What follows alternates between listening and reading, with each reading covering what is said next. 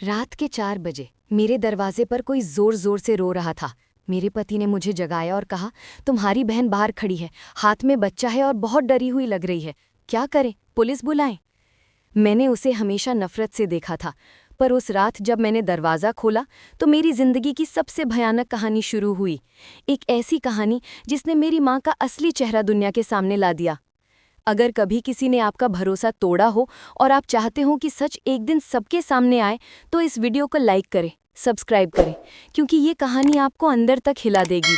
और एंड में एक ऐसा मोड़ है जिसे सुनकर आप भी कहेंगे, इंसाफ कभी देर से आता है पर आता ज़रूर है। कुछ रात पहले की बात है। मेरे पति ने मुझे झकझोर कर उठाया।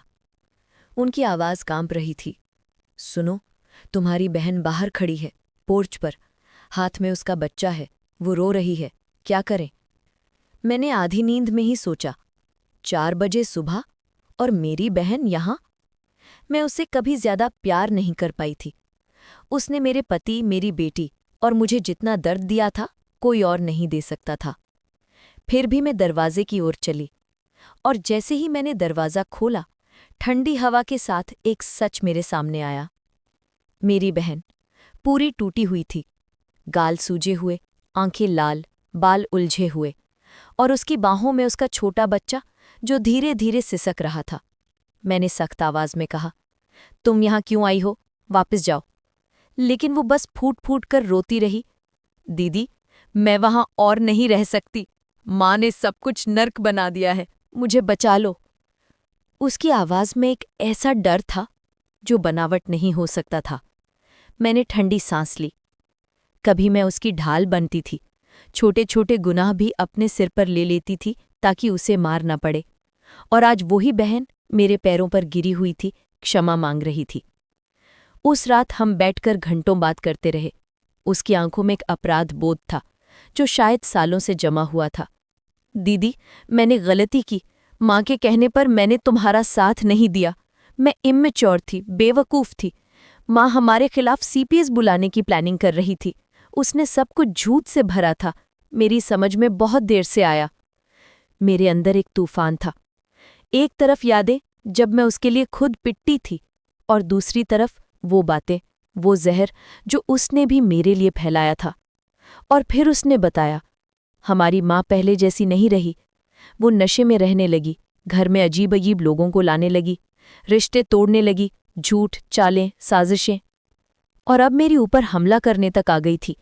सबसे दर्दनाक बात ये थी कि उसने अपनी 14 साल की बेटी को प्रेग्नेंट कराने की प्लानिंग की ताकि वो दादी बन सके। मेरी बहन उस जाल में फंस गई। बच्चा होने के बाद माँ ने कहा था कि वो मदद करेगी, पर उसने कभी हाथ भी ना लगाया। और जब बच्चा रोया, मेरी बहन ने अपने कान ढक लिए और टूटकर बोली, मैं माँ नहीं बन पाऊंगी, मैं नहीं जानती क्या करूं। मुझे समझ आया, ये लड़की सिर्फ मेरी बहन नहीं, एक बच्ची थी जो बस गलत हाथों में पड़ गई थी। मैंने कहा, सो जा, आराम कर, बच्चा मैं संभाल लूंगी। वो 2 दिनों तक सोती रही। इस बीच मैंने उसके पिता से बात की, वो आदमी जिसे उसने सालों पहले माँ के बहकावे ने आकर छोड़ दिया था। वो भी टूट चुका था, पर अंत में वो मान गया। फिर एक दिन मेरी बहन की माँ की हकीकत खुल गई। वो हमारी लोकेशन ढूंढने के लिए एक गिरोह जैसी टीम चला रही थी। मेरे बच्चों की तस्वीरें इधर उधर भेजी जा रही थी, और एक रात उसने हद पार कर दी। मेरी ससुराल का आधा घर आग में जल गया। सबूत साफ थे, मेरी माँ और उसकी फॉलोइंग ने ये किया था। और फिर वो गायब हो गई।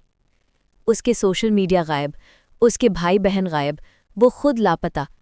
पुलिस के पास बस एक अरेस्ट वारंट और ढेर सारे सवाल, और मेरे पास बस डर। मैं रातों में चीखते हुए उठती। मेरे सपनों में वो बच्चों को छीन ले जाती, पति को मार देती और मुझे बदहाल छोड़ देती। ससुराल वालों में भी बवाल हो गया। कुछ लोगों ने कहा इसकी गलती है, कुछ ने कहा नहीं, ये भी पीड़ित है। 2 परिवारों में झगड़ा, एक जोड़े का रिश्ता टूटने के कगार पर। और मैं बिखर गई। सांस लेना भारी लगने लगा।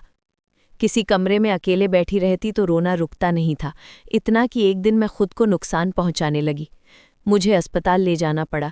डिप्रेशन का इलाज शुरू हुआ। मेरे पति, चाहे दुनिया मुझसे नाराज थी, वो एक पल मेरे पास से नहीं हटा, सब संभालता रहा। फिर एक दिन उसने मुझे एक तोहफा दिया, एक फोटो एल्बम। शीर्षक द लाइफ ऑफ। उसमें मेरी सारी उपलब्धियां थी, सारे पल जिनमें मैंने दूसरों के लिए कुछ अच्छा किया था। और उसे देखते हुए सालों बाद मुझे लगा कि मैं बोझ नहीं हूं। आज हम एक अपने दोस्त के घर रह रहे हैं। जिंदगी धीरे धीरे संभल रही है, पर डर अभी भी पीछे कहीं छुपा है। फिर भी इस कहानी का एक सच बहुत साफ है। कभी-कभी परिवार खून से नहीं बनता, बल्कि उनसे जो आपके सबसे अंधेरे पलों में आपका हाथ पकड़े रहते हैं। असली जीत तब मिली जब माँ की साजिशें पूरी दुनिया के सामने आई। उसके परफेक्ट वुमेन वाले मुखौटे के नीचे का राक्षस उजागर हुआ। पुलिस, रिश्तेदार, पड़ोसी सबने देखा कि असल में गलत कौन था। मेरे सालों का डर एक पल में खत्म तो नहीं हुआ, लेकिन उस औरत की सत्संगी देवी, दुखियारी माँ, मासूम वाली इमेज साफ टूट गई। और यही था असली न्याय। जिंदगी आपको कभी कभी ऐसे रिश्ते देती है जो जख्म बन जाते हैं, लेकिन सच यह है कि बुराई चाहे जितनी चालाक क्यों ना हो, आखिर में सच सामने आता ही है। अगर इस कहानी ने आपका दिल छू लिया तो वीडियो को लाइक करें, चैनल को सब्सक्राइब करें और कमेंट में बताएं क्या कभी आपको भी किसी रिश्ते ने भीतर तक तोड़ा हो। अगली कहानी जल्दी मिलेगी।